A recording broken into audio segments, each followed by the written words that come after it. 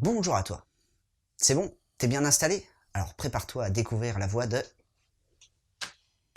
Storage.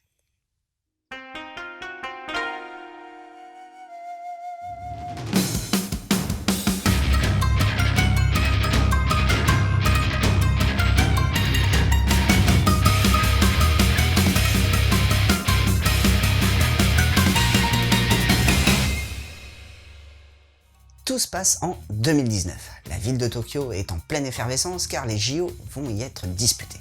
Et il faut construire les structures, donc il y a beaucoup de travail. Tout pourrait paraître super comme ça, sauf qu'une série de meurtres un peu chelous est perpétrée. En effet, le corps des victimes est partiellement carbonisé et leur œil gauche vient à manquer. C'est l'inspecteur Aoba qui est en charge de l'affaire, mais pas que. Il est secondé par Hitomi Tachibana, qui est à la tête d'une sorte d'unité secrète spéciale EIMO, soit l'équipe d'investigation par mémoire oculaire. Alors je te vois venir. Tu vas te demander déjà ce que c'est que cette unité. Alors c'est une section de la police criminelle qui est équipée d'une technologie super avancée et qui permet d'analyser la mémoire oculaire des personnes vivantes ou mortes depuis peu. Grâce à cette technologie, l'enquête va prendre un autre tournant et impliquer directement notre jeune inspecteur.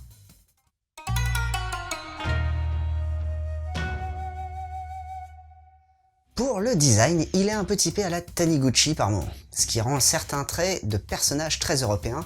Faut dire que d'un côté, Endo était l'un de ses disciples. J'ai d'ailleurs bien aimé le côté un peu crayonné des visages de personnages qui donne une particularité au dessin et lui permet ainsi de sortir du lot. C'est d'ailleurs ceci qui peut lui permettre de toucher plus facilement le public habitué aux BD franco-belges.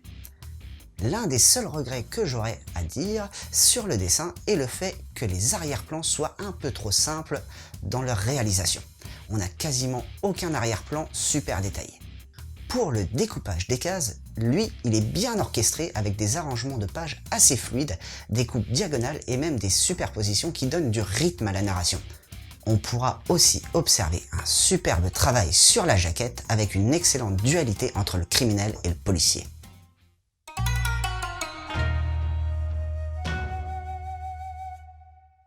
Alors, Ando Jiro a quand même sorti 6 séries différentes au Japon, mais malheureusement pour nous, on n'a eu le droit qu'à 2 de ces séries publiées, Storage et King of Chogi, un seinen mélangeant suspense et drame social.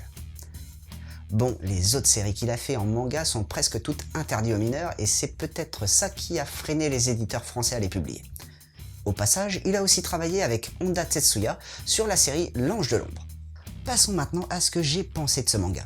Alors tout d'abord, si t'es pas super fan des thrillers sur fond d'anticipation, je pense que tu peux passer ton chemin, car avec Storage, on est en plein dedans. La technologie a évolué tellement en 2019 que l'on peut tout enregistrer et que le moindre de nos souvenirs peut être enregistré.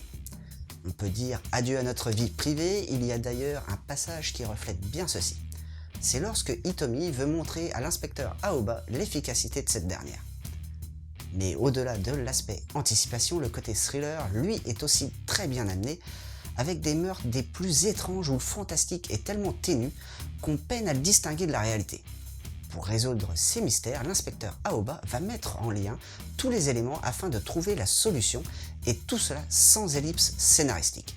Car, petit rappel, cette série est en 2 tomes, et faire un scénario qui tient la route et qui est tout aussi haletant, c'est pas permis à tout le monde, moi je vous le dis. À la fin de ce tome, une question importante reste en suspens, et elle concerne notre jeune inspecteur. Mais je ne t'en dis pas plus, ça sera à toi de le découvrir. Alors passons maintenant aux conseils. Tout d'abord, pour te familiariser encore plus avec l'auteur, je te conseillerais de te pencher sur King of Chogi, où le jeune Shion va essayer d'élucider le mystère de l'assassinat de ses parents en participant à des combats de Chogi. Ensuite, on va partir sur un film, Minority Report, qui est une œuvre de Steven Spielberg qui nous propulse en 2054, et à cette époque, Washington ne connaît plus de crime, car elle a créé une unité qui a pour but d'intercepter les pré-criminels. Et enfin, pour finir, le livre Flash Forward de Robert J. Sawyer. Le monde entier est plongé dans un blackout de 2 minutes 17, durant lequel tout le monde va voir son futur. Au réveil, tout ne sera plus comme avant. Et voilà, c'était Boubou. J'espère que tout mon blabla t'aura plu et surtout donné envie de lire Storage. Allez, je te laisse, et surtout, continue de suivre la voie du manga.